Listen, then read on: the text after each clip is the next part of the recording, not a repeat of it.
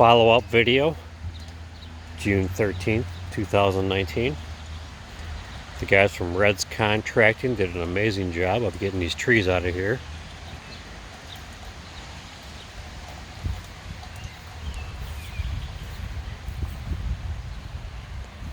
There's almost no evidence of them being here. Really nice job on the cleanup.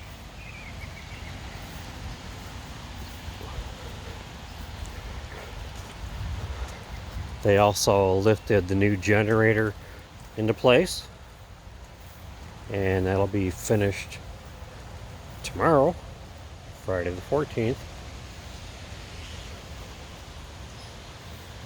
Shout out to Pete and John and the rest of their staff from Reds Contracting for doing a really nice job.